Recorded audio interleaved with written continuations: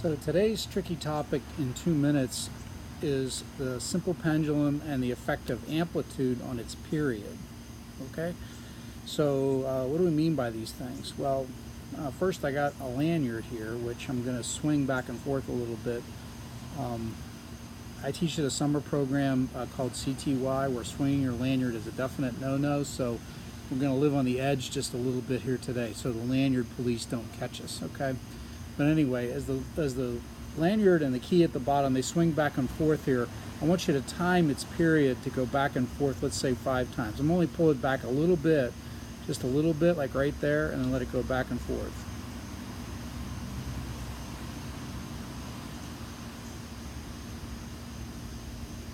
Now you should have been able to get 5 cycles.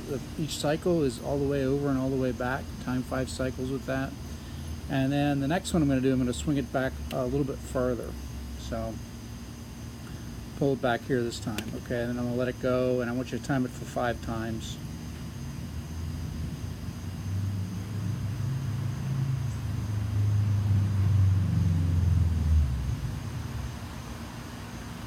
So if you got 5 cycles for each one of those, you probably found that they were pretty close to each other, pretty close.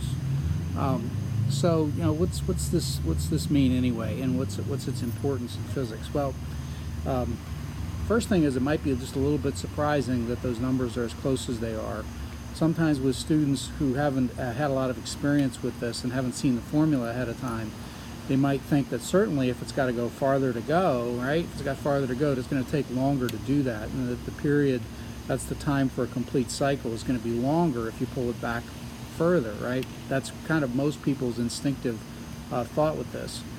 But in fact it doesn't, because with what we call simple harmonic motion, and that's what a pendulum swinging is, it's an example of it. The period is really, in this case, it's independent of the amplitude of the motion.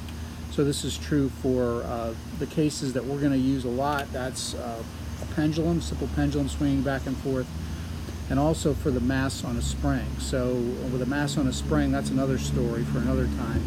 But that'll oscillate back and forth irregardless, basically the same period, irregardless of how long it, how far you pull it back.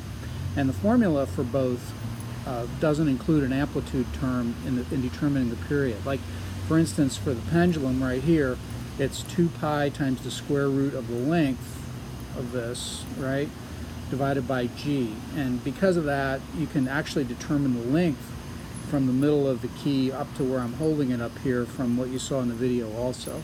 So it's a real powerful formula, and amplitude doesn't have anything to do with determining its period.